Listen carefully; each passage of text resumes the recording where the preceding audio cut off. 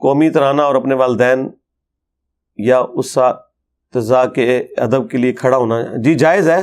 یہ جو لوگ ناجائز کہہ رہے ہیں وہ ان لوگوں کے اپنے ایک جذباتی دنیا ہے, ان کو مبارک ہو. جو ناجائز ہونے والی بات ہے وہ کوئی نہیں ہے. وہ جو حدیث شریف ہے وہ بالکل ڈیفرنٹ کانٹیکسٹ میں ہے, جو جامع ترمذی میں ہے کہ جس شخص کی یہ خواہش ہو کہ لوگ اس کے استقبال میں کھڑے ہو جائیں وہ اپنا مقام جہنم میں دیکھ لے. ٹھیک ہے, یہ حدیث ہی بتا رہی ہے کہ جس شخص کے لیے لوگ کھڑے ہو رہے ہیں نا, یہ اس سے متعلق حدیث ہے, نہ کہ کھڑے ہونے والوں سے متعلق. ورنہ تو حدیث یہ ہونی چاہیے تھی کہ جو شخص کسی کے استقبال کے لیے کھڑا ہو وہ جہنمی ہے. ٹائم قیامت تک ہے, کوئی ضعیف روایتی لے آئے. تو اس کا مطلب یہ بتایا جا رہا ہے کہ جو وہ شخص ہے نا وہ اپنے اندر تکبر نہ پیدا کرے. ویسے اسے کوئی پروٹوکول دینا چاہتا ہے وہ لوگوں کا رائٹ ہے. جامع ترمذی میں ایک اور حدیث ہے, انس بن مالک کہتے ہیں کہ ایک شخص ہم میں آتا تھا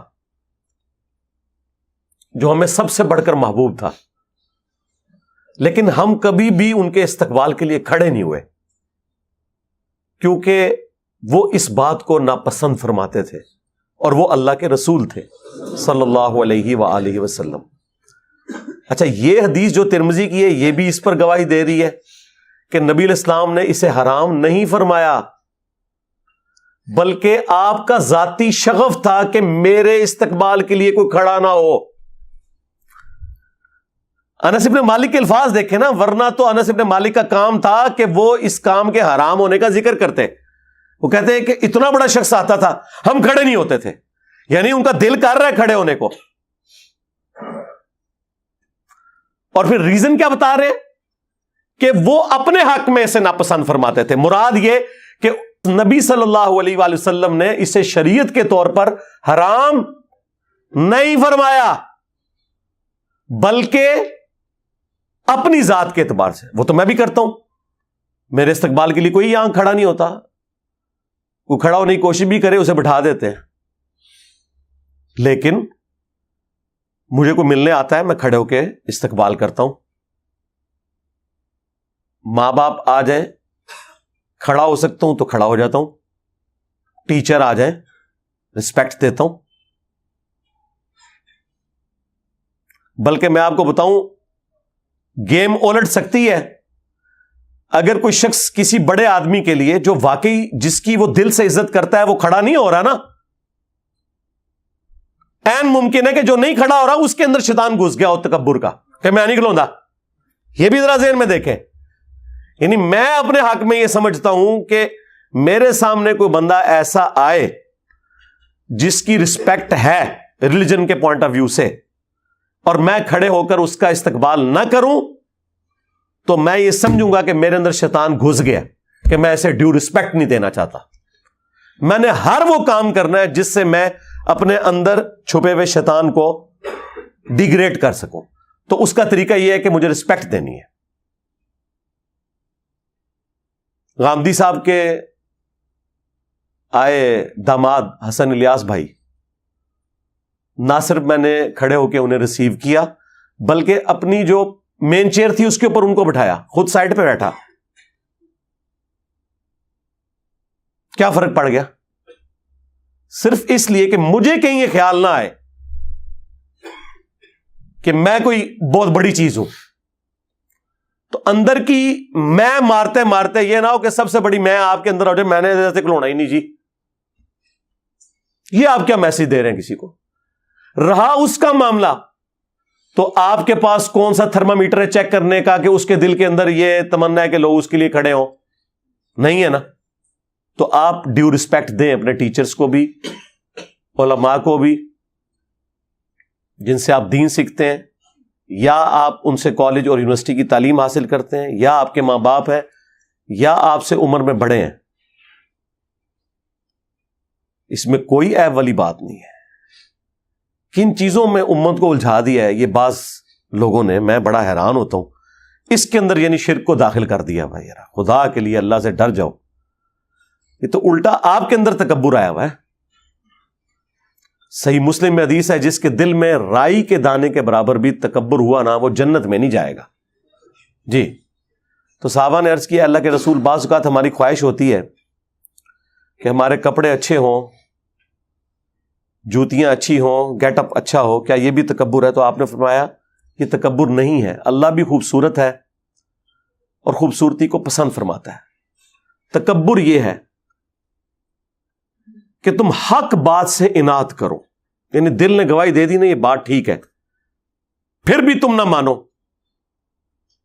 واقعی اس سے بڑا تو تکبر ہو ہی نہیں سکتا نا کہ قرآن و سنت کی کوئی بات آ جائے اور بندہ کہ میں نے نہیں ماننی, اور اللہ کے فضل سے, بلکہ کہنا چاہیے اللہ کے غضب سے دیندار طبقے میں یہ بات پائی جاتی ہے کہ آپ اسے بخاری مسلم سے نماز کا طریقہ بھی بتا دیں, کیسا تکبر اس کے اندر جھلکتا ہے.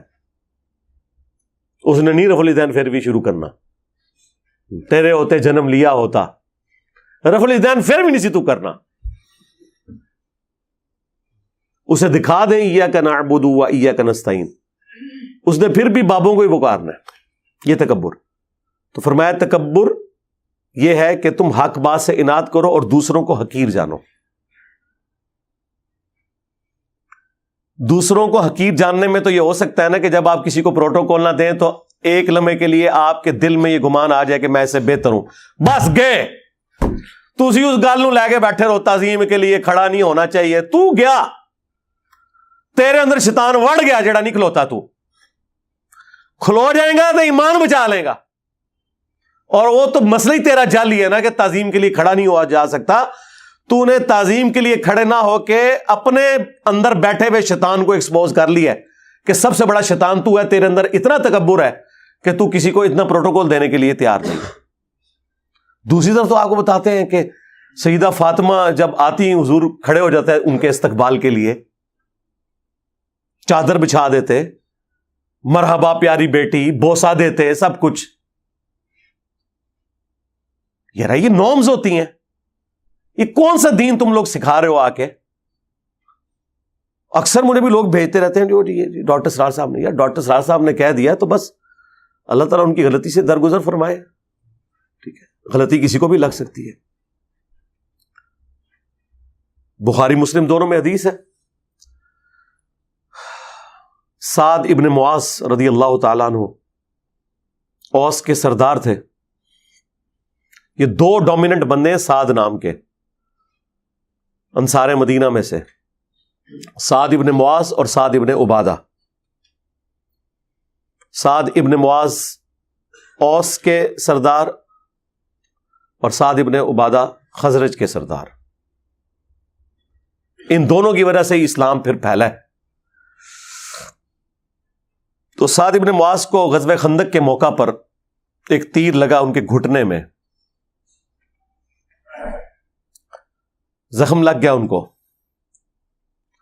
پھر انہوں نے دعا بھی کی تھی کہ اے اللہ اگر مشرکین عرب سے کوئی جنگ اب باقی نہیں ہے نا نبی علیہ السلام کی, اور عرب کی سرزمین میں آپ کا غلبہ ہو چکا, تو اسی زخم سے مجھے شہادت کی موت دے دینا. اور وہ ان کا زخم پھر دوبارہ سے کھل گیا اور وہ شہید ہو گئے اس میں. کیونکہ خندق کے موقع پر ہی بخاری میں آتا ہے حضور نے یہ کہہ دیا تھا کہ یہ آخری دفعہ مشرکین عرب آئے ہیں اب یہاں, اب تم ان پہ چڑھائی کرو گے. اور وہی ہوا کہ دیکھیں نا, اس سے پہلے وہ بدر میں آئے, احد میں آئے, خندق میں آئے, لیکن اس کے بعد نبی علیہ السلام ہی گئے. پہلی دفعہ تو صلح حدیبیہ ہو گئی اور اس کے بعد پھر فتح مکہ ہوئی.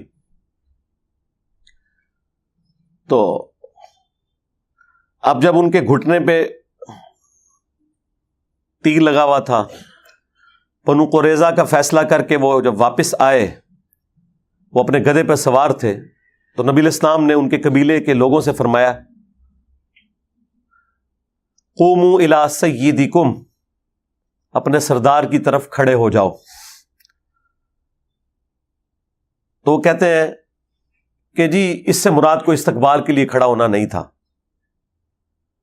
وہ اس لیے تھا کہ تاکہ انہیں زخمی حالت میں گدھے سے نیچے اتارا جاتا, ورنہ نبی علیہ السلام کہتے قوموا لسیدکم, اپنے سردار کے لیے کھڑے ہو جاؤ. یہ تو تھا اپنے سردار کی طرف کھڑے ہو جاؤ. یہ نبی علیہ السلام کیٹاگوریکل سٹیٹمنٹ دے رہے ہیں اگر ان کو اتارنا ہوتا تو حضور 2 بندوں کی ڈیوٹی لگاتے, پورے قبیلے کو کہتے. ایک بندے کو گدھے سے اتارنے کے لیے پورے قبیلے کو کہا جا رہا ہے کہ اپنے سردار کی طرف کھڑے ہو جاؤ. ایک پروٹوکول کے لیے اتارنا بھی مقصود تھا, لیکن ایک پروٹوکول دینا بھی رہا. خود نبی علیہ السلام, میں نے آپ کو پہلے بتایا, آپ کی اپنی ذاتی پسند ناپسند اپنی جگہ, لیکن نبی علیہ السلام نے کبھی اس طرح کے معاملات امت کے اوپر امپوز نہیں کیے جو آپ کی ذاتی شخصیت سے متعلق ہوتے تھے. یہ 2 الگ چیزیں. تو یہ حدیث واضح ثبوت ہے. پھر قرآن میں بھی آیا کہ اپنے کندھے عاجزی کے ساتھ جھکا کے رکھو اپنے ماں باپ کے سامنے, یعنی اکڑ کے نہیں رہنا. حد رکوع اگر نہ جھکا جائے تو آپ اپنا سر بھی یوں جھکا سکتے ہیں, ٹو باؤ ڈاؤن کسی کے سامنے رسپیکٹ کے طور پر. ایک آپ کے والد یا والدہ آئی ہیں, انہوں نے آپ کے سر پہ ہاتھ پھیرنا ہے, تو آپ یوں ایسے ہو سکتے ہیں, جھک سکتے ہیں ان کے سامنے. اس میں کیا مسئلہ ہے؟ ہاتھ بھی چوم سکتے ہیں, لیکن اس میں آپ نے حد رکوع پھر بھی نہیں جھکنا. ہاتھ آپ اٹھائیں اور چومیں, اتنا جھک لیں کہ آپ کے ہاتھ گھٹنوں تک نہ جائیں, یعنی حد رکوع نہ ہو. میں نے غامدی صاحب کے ہاتھ چومے تھے, وہ لوگوں نے بڑی نیچے, علماء نے بھی اعتراض کرنے شروع کر دیے, دیکھو جی ہمارے علماء کی تو رسپیکٹ نہیں کرتا, اور ادھر دیکھو یہ کر رہا ہے. یہ رہا آپ کے بھی علماء کے اس وقت بھی چومتے رہے, اب بھی چومتے ہیں اللہ کے فضل سے. اگر چومنے سے آپ لوگ خوش ہوتے ہیں نا, میرے وہ استاد جنہوں نے مجھے بچپن میں قرآن پڑھایا ہوا نا, ابھی بھی کٹر بریلوی مجھ سے نفرت کرتے ہیں, وہ ابھی بھی آتے ہیں, میں ان کے ہاتھ چومتا ہوں اسی طریقے سے. مجھے کیا فرق پڑتا ہے یار, رسپیکٹ اپنی جگہ آپ نے دینی ہے, ٹھیک ہے. جس سے آپ نے کچھ بھی علم حاصل کیا آپ نے اسے ڈیو رسپیکٹ دینی ہے. صحابہ کرام نبی علیہ السلام کے مبارک ہاتھوں کو چومتے تھے, بلکہ وہ ترمذی میں اور ابو داؤد میں تو حدیث ہے, وہ چند یہودی آئے تھے, انہوں نے تو نبی علیہ السلام کے پاؤں مبارک بھی چومے تھے. لیکن یہ پاؤں والا پروٹوکول صرف نبی علیہ السلام کا ہے. ہاں, یہ ذہن میں رکھیے گا, ہم پاؤں چومنے کے کسی کے حق میں بھی قائل نہیں ہے سوائے رسول اللہ صلی اللہ علیہ وآلہ وسلم کے. البتہ ہاتھ چومنا, وہ آپ کسی بھی رسپیکٹیبل پرسنالٹی کے ہاتھ چومیں بغیر رکوع تک جھکے ہوئے, ہاتھوں کو بلند کریں اور چومیں. اس کے ثبوت میں وہ حدیث موجود ہے الادب المفرد کے اندر. امام بخاری نے الگ سے آداب کے اوپر ایک کتاب لکھی ہے الادب المفرد. اس میں وہ لے کے آئیں کہ سلمہ ابن اکوا رضی اللہ تعالیٰ عنہ, جو درجنوں میل تک پیدل دوڑ سکتے تھے, اور نبی علیہ السلام نے کہا تھا کہ ہمارے پیادوں میں سلمہ بن اکوا سے بہتر شخص کوئی نہیں ہے. جس طرح وہ آج کل آپ وہ ریڈ انڈینز کو یا افریقنز کو دیکھتے ہیں نا, تھکتے ہی نہیں ہیں. صحابہ کرام میں سلمہ ابن اکوا تھے, یہ اکیلے بھاگ کے گئے تھے اور نبی علیہ السلام کے اونٹ چھڑوا کے لے آئے تھے. بخاری میں آتا ہے وہ جو چند قبیلے کے لوگوں نے حضور کے وہ اونٹ ہانک کے لے گئے تھے. تو ان کو 2 تابعین ملنے کے لیے آئے. بس گفتگو شروع ہوئی تو سلمہ ابن اکوا نے کہا کہ یہ میرے ہاتھ ہیں جن سے میں نے حضور کے ہاتھوں پر بیعت کی ہوئی ہے. بس یہ بات کرنی تھی نا, وہ تابعین ایک دم کھڑے ہوئے اور انہوں نے ان کے ہاتھوں کو پکڑ کے بوسہ دیا. یہ حدیث الادب المفرد کے اندر موجود ہے. اور اس سے یہ بھی ثابت ہوا کہ سلمہ ابن اکوا نے اپنے دونوں ہاتھوں کا ذکر کیا کہ حضور کے ساتھ انہوں نے اس سے مصافحہ اور بیعت کی, اور دوسرا تابعین نے حضور کی نسبت کی وجہ سے اس صحابی کے ہاتھوں کو چوما کہ یہ وہ ہاتھ ہیں جنہوں نے ہمارے نبی کے ہاتھوں میں ہاتھ دیا ہوا ہے. ویسے تو امام بخاری صحیح بخاری میں بھی لے کے آئے ہیں کہ